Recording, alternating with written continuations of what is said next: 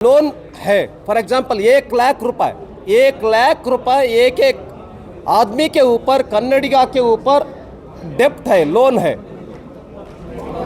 और कर्नाटक में सिद्धरामैया बहुत क्रिटिसिज्म करते हैं केंद्र सरकार के ऊपर, लेकिन केंद्र सरकार इस बार 63,049 करोड़ रुपया 63,049 करोड़ रुपया डेवल्यूशन दिया है।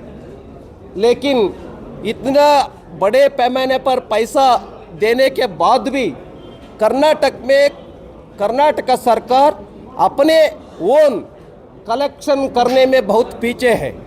फॉर एग्जाम्पल मैं बताता हूँ, 2,08,100 करोड़ रुपया कलेक्शन करना था, लेकिन कलेक्शन किया है 1,93,100 करोड़ रुपया कलेक्शन कितना किया है।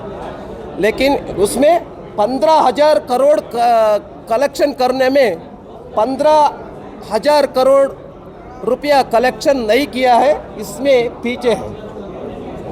और हमारा प्रधानमंत्री के बारे में अग्री किया है, 1,29,000 आवास कंस्ट्रक्शन में प्रधानमंत्री का पैसा है, ऐसा अग्री किया है मुख्यमंत्री।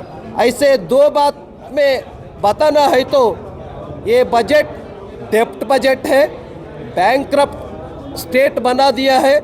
कर्नाटक प्रोग्रेसिव स्टेट था, लेकिन बैंकरप्ट स्टेट हो गया है।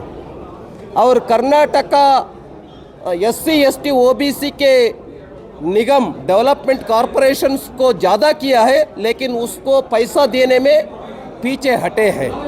ऐसे टोटल एक निराशाजनक ये बजट है, बहुत आशाजनक, बहुत जीरो है, डेवलपमेंट जीरो है।